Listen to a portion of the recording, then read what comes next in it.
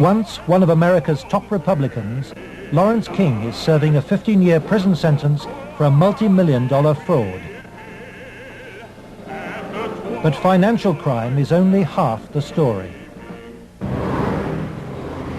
This is the true story of Lawrence King.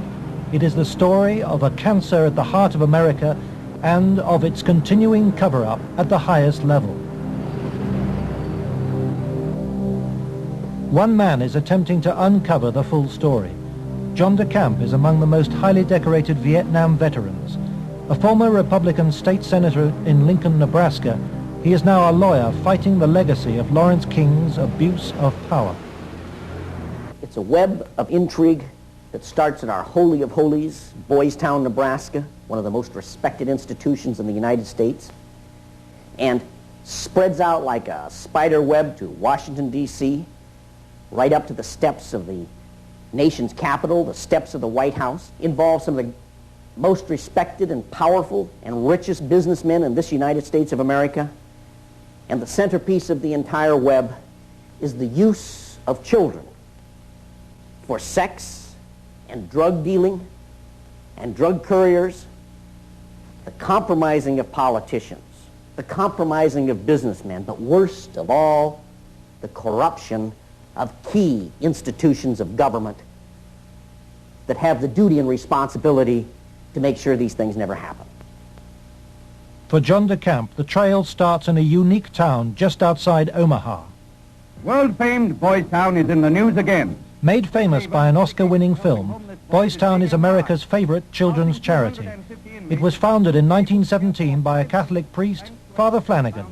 Father Flanagan. The saddest spectacle in our social life is the neglected, unwanted, and unloved boy who has become a serious problem in our society. Boys Town was started to be a home for orphans. That was after World War I. And since then, society has changed and the problems of boys have changed. And so now it's a question of taking care of homeless, abandoned, neglected, abused boys, and now girls also. Boys Town has been granted the privileges of an incorporated town, a Catholic diocese, and a school district for 500 children. Boys Town has cash reserves of $500 million, but still raises up to $35 million annually, solicited from the public by begging letters and promotional videos. I'm Father Val Peter, the caretaker of Father Flanagan's Stream and the executive director of Boys Town. Does Boys Town really exist, people ask me? You bet it does. Located in the heartland of America, Boys Town youth have come from many backgrounds and locales. As they graduate, they shall seek new adventures and head for different places. But always, they shall carry with them the spirit of Boys Town. If you'd like to help Boys Town, send your tax-deductible gift to Father Val Peter, Boys Town, Nebraska, 68010.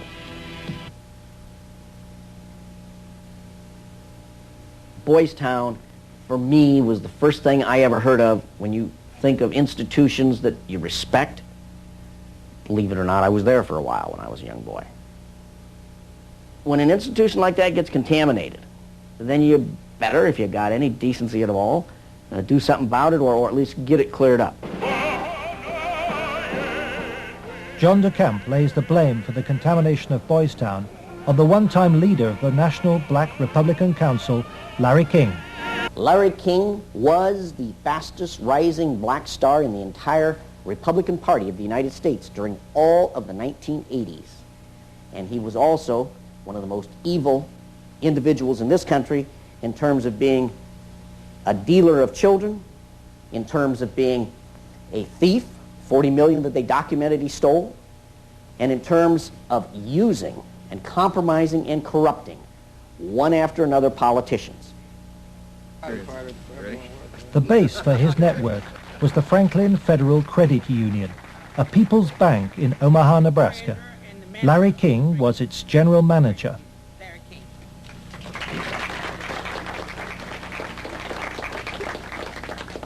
Thank you. This is especially an exciting day for me. Mr. King was a very charismatic person. When he came to the credit union, he was brought in because the credit union was actually failing.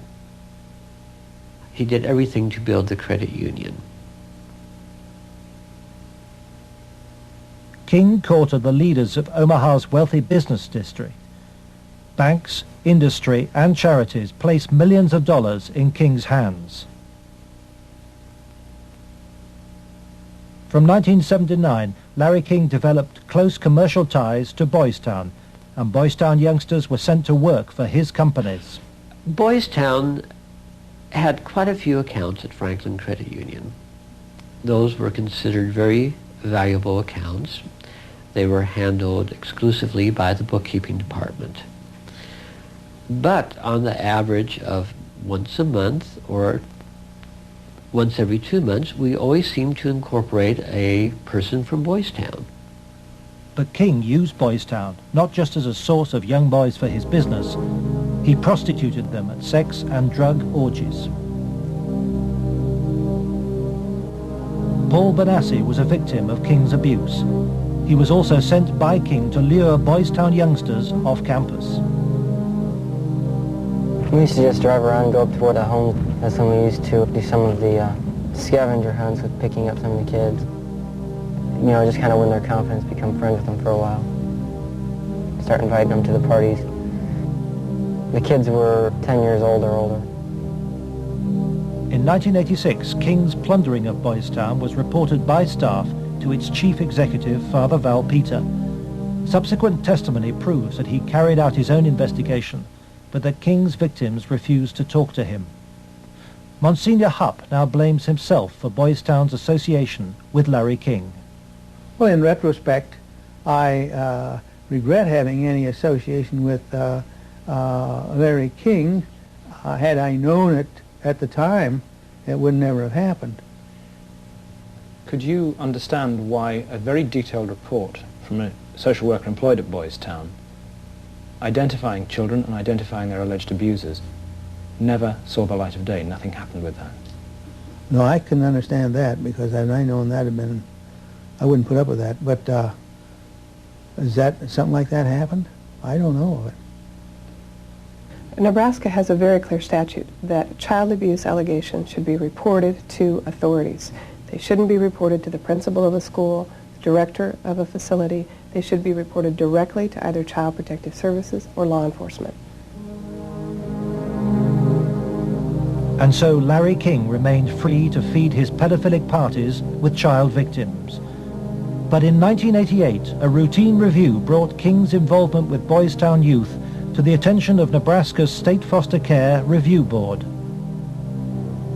In the information presented to the Foster Care Review Board, either via the telephone reports, the personal reports, or the reports we reviewed, Larry King's name was consistently present as someone that the youth were making allegations against. So I would say we handed over at least a foot-high amount of material to authorities, and nothing happened. Omaha police now accept that Larry King may have been abusing children. Good morning, Roberta. Good morning, Steve. But its most senior officer claims the evidence was not conclusive. It is certainly possible that Mr. King was involved in illegal acts with children. If there was sufficient evidence of those types of allegations, he would have been prosecuted by the county attorney's office. For me, it was very clear that the case was not investigated and not pursued because of the alleged perpetrators. Those perpetrators, named by the children, were some of the richest and most influential citizens in positions of power in the state, men prominent in industry, politics, the media, even the police. We can only name the ringleaders. Besides Larry King, they were department store millionaire Alan Baer and the celebrity columnist of Omaha's only newspaper, the World Herald, Peter Citron. With the judicial system apparently paralyzed, Larry King spent Franklin's money on courting political influence. $10 million went on jewelry, flowers, and private planes. He cultivated contacts in the inner circles of Ronald Reagan's White House. At his palatial homes, 3 in Omaha and 1 in Washington, D.C., he held extravagant parties for the influential and powerful. His lavish spending bought him a protected life. Larry King was constantly heralded, cheered, applauded in the news media as the great businessman that's helping the poor people, the black community of Omaha. But King's extravagance attracted the attention of the Internal Revenue Service. As a result, on April the 11th, 1988, the Franklin Credit Union was raided and closed by the FBI.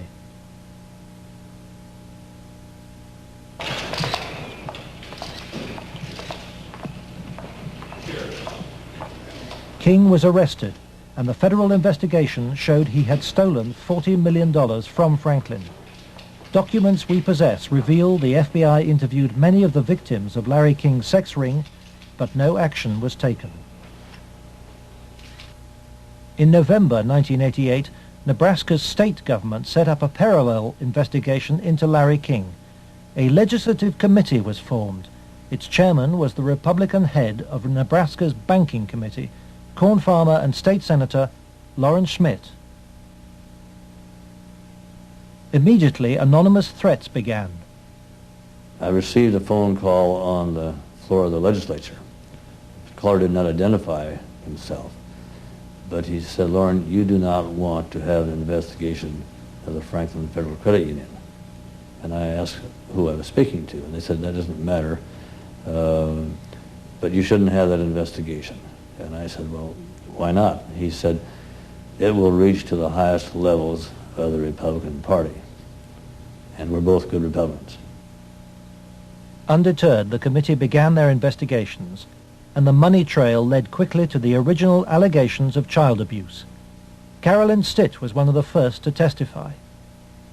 The night before we testified before the legislative committee, I did receive a phone call at home that said, "If you speak, you won't live to regret it." To protect the inquiry, Schmidt's committee hired special legal counsel and full-time professional investigators Gary Caradori and Karen Ormiston. I said, "We do not want you to bring to the committee rumors, innuendos, nothing that cannot be backed up with facts." I said, "Bring to the committee that which we can take to a prosecutor."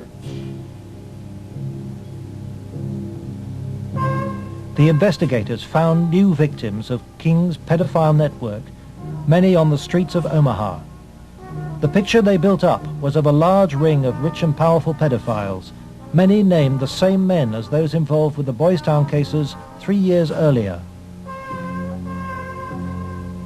They were telling us about prominent people in Omaha and elsewhere that were abusing children at parties.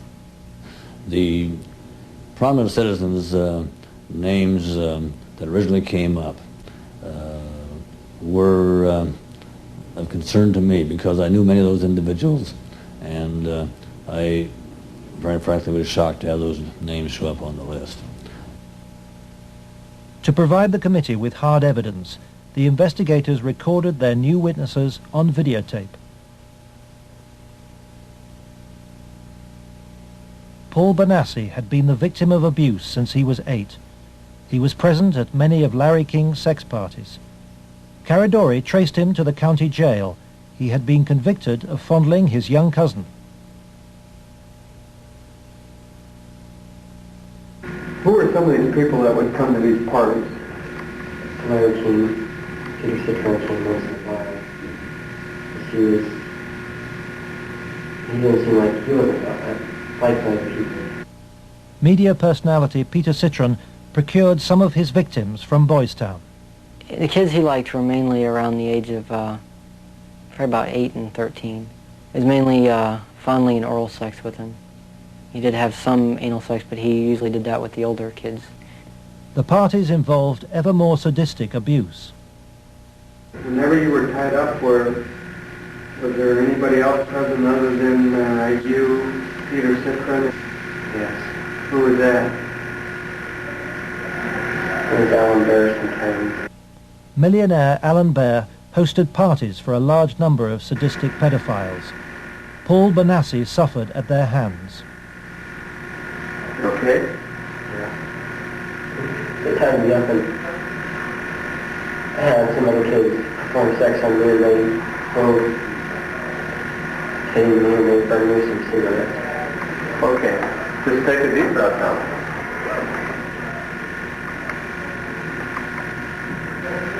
And cross with Troy Bonner.